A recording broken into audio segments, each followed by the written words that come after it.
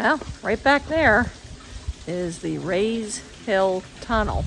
So we've been hearing about this for a really long time, and we finally were able to locate it, and here we are.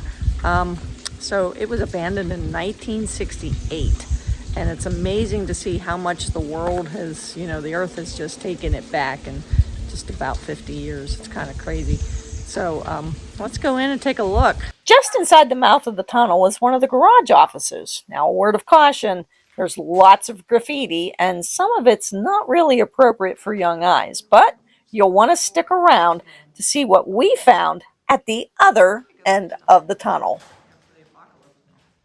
But first, some history of this place. The Pennsylvania Turnpike began construction in 1938, and in only 23 months had 160 miles of 4-lane concrete pavement ready for traffic, including 7 tunnels. The turnpike opened on October 1st, 1940, and then only 30 years later, this tunnel was abandoned. But why? Can you imagine rolling down through here? Look at this. This is not that wide, and it would have. Really? And you can still see the white lines on the road where they tried to, put 2 lanes of highway in here.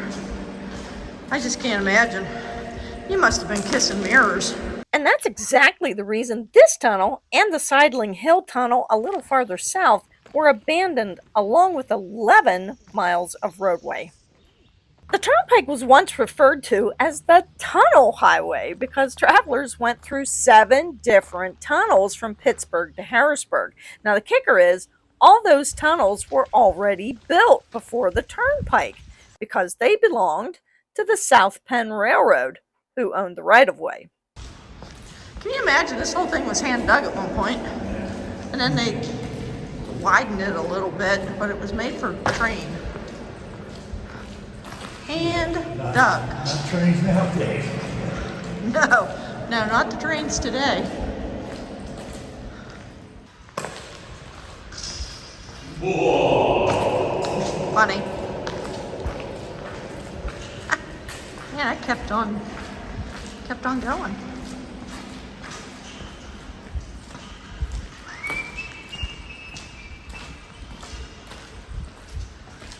Well, if the graffiti kids can make it this far, I suppose we can. Lots of interesting art on the walls. Yeah. As mentioned in the beginning, there is a lot of graffiti in this tunnel, but it isn't all that bad. In fact, a couple of the spray paint artists really outdid themselves. There's this one, and there's another one down there. Wow, that's pretty good. You need to get this.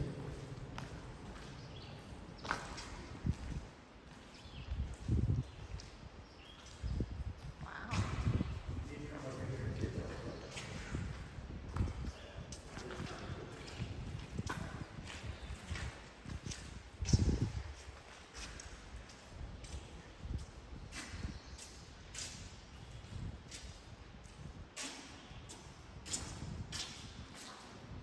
That's pretty impressive. Finally made it.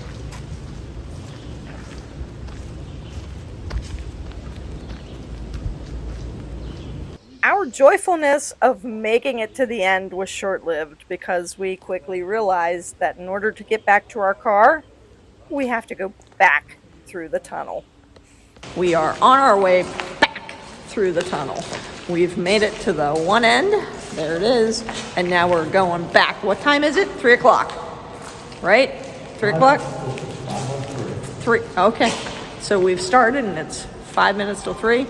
We'll see how long it takes us to get back to the other end.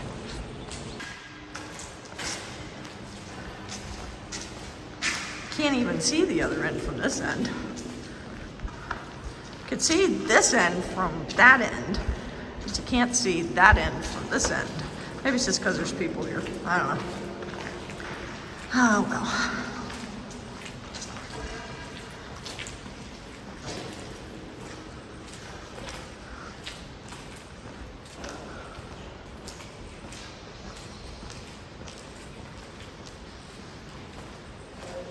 That looks like a car.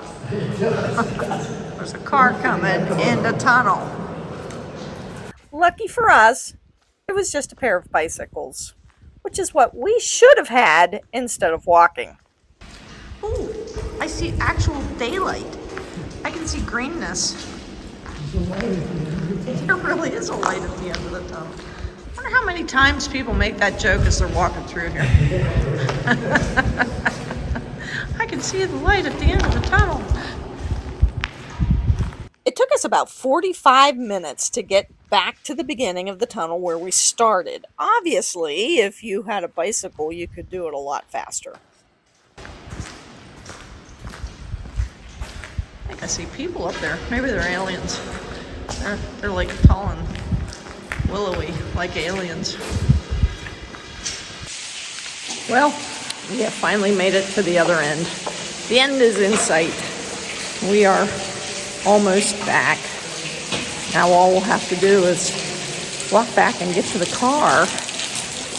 And yeah, we'll be almost home free. Water. Crap. Deep water. Oh well. Life goes on. Wet foot. Hey, we made it. We're here. The lights are off. John looks spent. Poor John. All right. We did the tunnel.